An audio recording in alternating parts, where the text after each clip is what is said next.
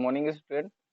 Matric space में matric space की जो प्रॉब्लम नंबर 1 था वो हम कंप्लीट कर चुके थे। प्रॉब्लम नंबर 2 पे आते हैं हम। और प्रॉब्लम 2 क्या कहता है कि अगर आपके पास कोई भी मैट्रिक स्पेस हो, डिफाइन कैसे हो, एक्स कॉमा डी से, ठीक है। तो जनरली ऐसे भी हम डिनोट करते हैं।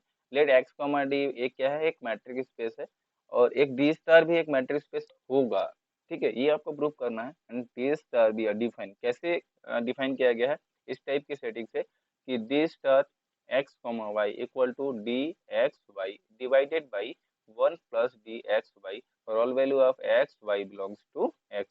तो सो दैट करना है कि ये जो डी स्टार है ये क्या होगा, आपका एक एक मैट्रिक स्पेस होगा ऑन एक्स इस सेट के लिए। तो आपको ये प्रूव करना है। तो आपके पास बेसिक डिफिनेशन होना चाहिए कि मैट्रिक स्पेस होता क्या है। तो हमने बताया था कि कोई भी अगर आपके पास सेटिंग दिया हुआ है यहाँ पे किसी सेट्स का या वेस्टेड अलजेब्रा में, अगर उसको हमको मैट्रिक स्पेस प्रूव करना है तो हमारे पास 4 प्रॉपर्टी उसके फुलफिल होनी चाहिए। तो फर्स्ट क्या है, हम मान लेते हैं लेट एक्स कॉमा डी ये क्या है, आपका मैट्रिक स्पेस है।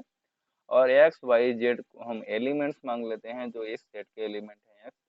तब आपको प्रूव करना पड़ेगा कि यहाँ पे डी एक्स वाई जो डी है X Y greater than equal to 0, मतलब नॉन नेगेटिव एलिमेंट है।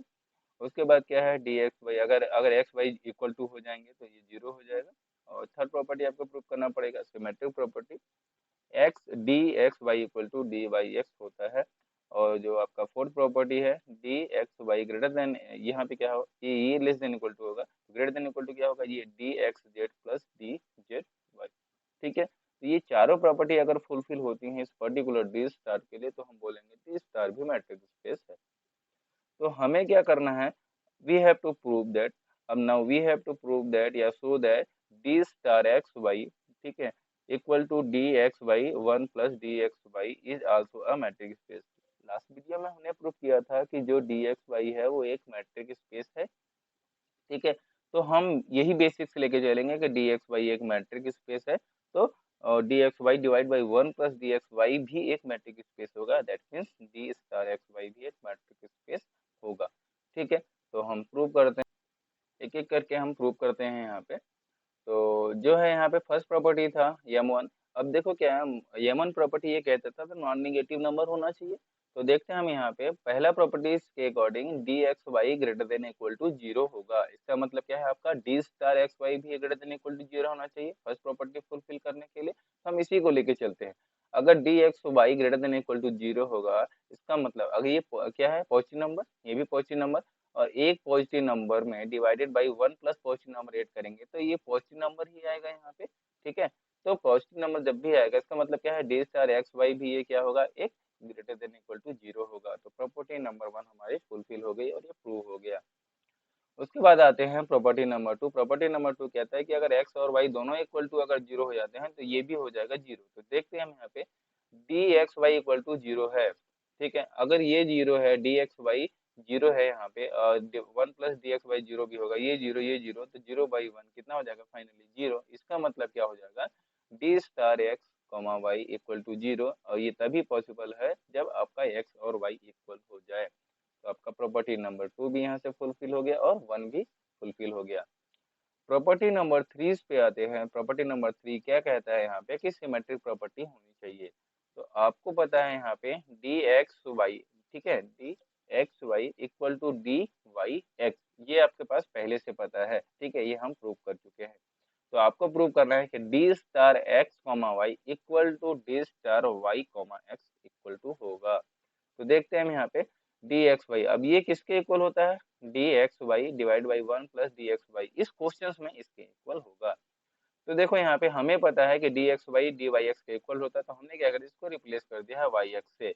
तो D X Y equal to कितना हो जाएगा यहाँ पे डी वाई एक्स, और 1 प्लस तो था ही 1 प्लस लिख दिया यहाँ पे D X comma Y, X comma Y के यहाँ पे हम यही रिप्लेस कर देते हैं डी वाई कॉमा एक्स, और इसको हम क्या लिखते हैं D star Y comma X, क्योंकि ये है यहाँ पे D star Y comma X.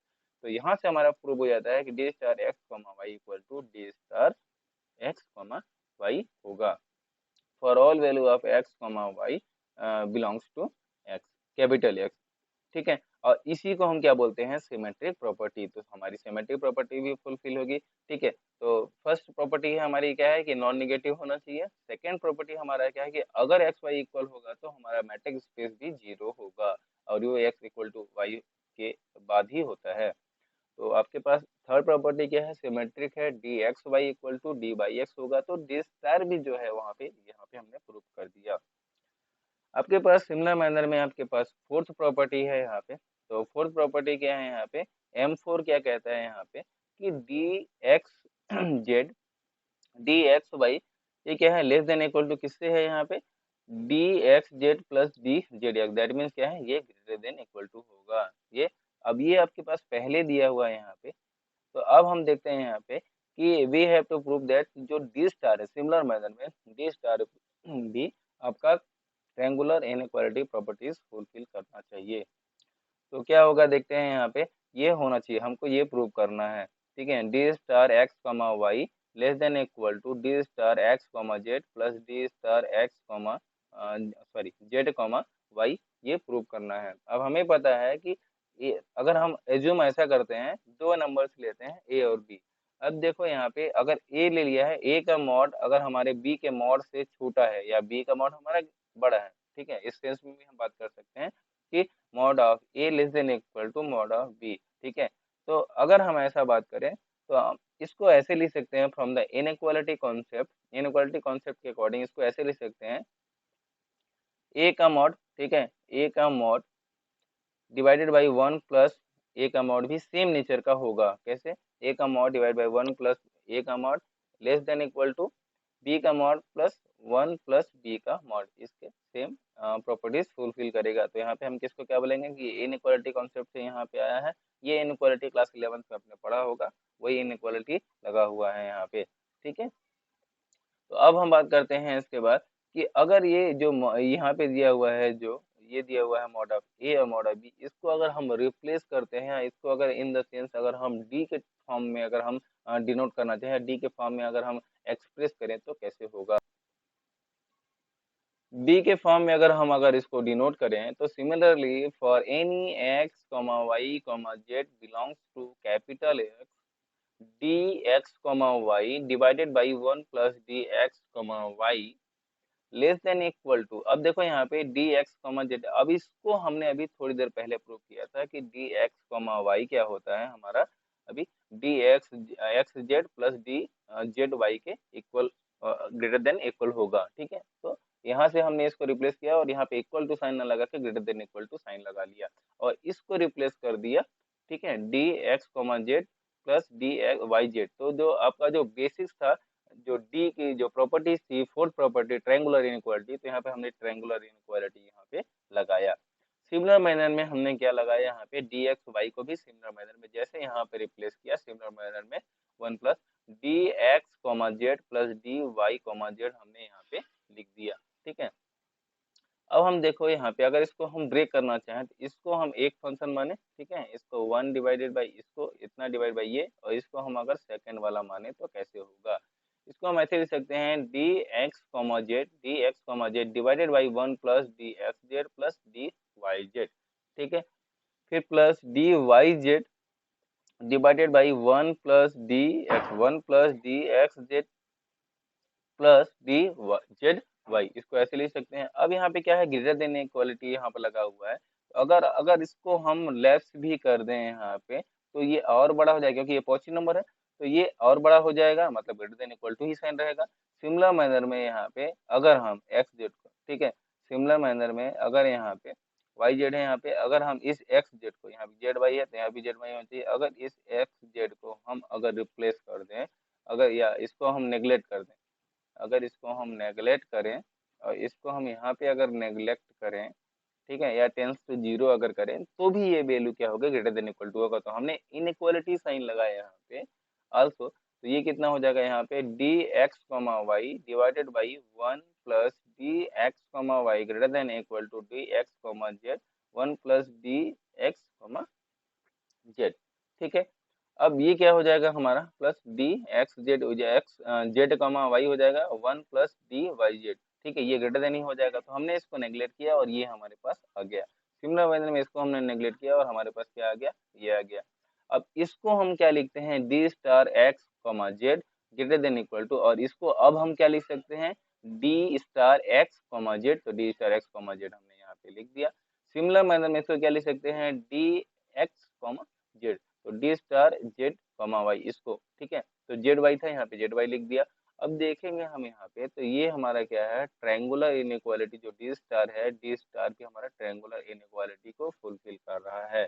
तो हम यहाँ से एक कंक्लूजन निकाल सकते हैं कि यहाँ जो डी स्टार है वो एक्स कॉमा वाई ये also holds a triangular inequality, इसलिए हम इसको बोल सकते हैं कि जो अभी जो है now we can say, now we can say D star X comma Y is a metric space, is a metric space, understand, ठीक है।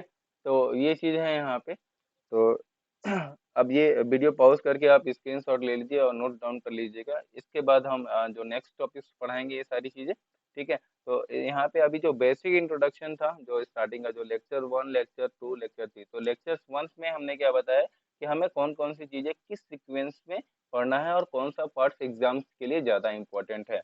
सेकेंड लेक्चर में हमने मैट्रिक स्पेस के बारे में बताया और मैट्रिक स्पेस होता क्या है, बेसिक डेफिनेशन मैट्रिक स्पेस पढ़ते क्यों हैं, हमें जरूरत क्यों पड़ी, ये सारी चीजें हमने बताया है। तो बेसिक कॉन्सेप्ट बताया है और इसका इंट्रोडक्शन बताया है, और उसके बेस पे एक न्यूमेरिकल हमने बताया है ताकि कॉन्सेप्ट हमारा क्लियर हो जाए। थर्ड लेक्चर्स में हमने, दैट मीन्स इस वाले लेक्चर्स में हमने ये बताया है कि मैट्रिक स्पेस के बेस पे अगर थोड़ा सा टफ प्रॉब्लम्स भी आता है या मैट्रिक स्पेस बेसिक प्रॉपर्टीज के बेस पे एक क्वेश्चन ऐसा होगा कि जिसमें आपको अलग से मैट्रिक स्पेस आपको डिफाइन किया गया होगा, जैसे डी स्टार यहाँ पे इस क्वेश्चन में है, तो डी स्टार को भी आप कैसे मैट्रिक स्पेस आपको प्रूव करना है, ठीक है। तो आपको क्या है, जबरदस्ती प्रूव नहीं करना है, अगर ये चारों की चारों प्रॉपर्टी अगर फुलफिल होती है तभी जाके हम उसको बोलेंगे कि हाँ ये जो डी स्टार है वो मैट्रिक स्पेस प्रॉपर्टी फुलफिल कर रहा है। ओके, आई होप ये सारी चीजें समझ में आ गई होंगी। तो नेक्स्ट लेक्चर में हम पढ़ेंगे मैट्रिक स्पेस का जो थोड़ा सा न्यू टॉपिक्स होगा, ठीक है। तो उसी सीक्वेंस में पढ़ेंगे। तो आप इस लेक्चर्स को देखने के बाद आप देख लीजिएगा फर्स्ट लेक्चर, और फर्स्ट लेक्चर में आप पता चल जाएगा कि हम जो नेक्स्ट टॉपिक्स होगा वो क्या होगा, ठीक है। आई होप आप लोग समझ रहे होंगे ये सारी चीजें, ठीक है। Okay, thank you so much video देखने के लिए, और हाँ वीडियोस जरूर लाइक कर देना यहाँ पे, और आपका अटेंडेंस इसी के बेस पे काउंट होगा कि आपने कमेंट्स में क्या, कमेंट्स में कब किया है, और उसी के हिसाब से आपका अटेंडेंस काउंट हो जाएगा। तो आपका जो कमेंट्स है हमारे लिए वो अटेंडेंस होगा क्लास के लिए। Okay, thank you so much.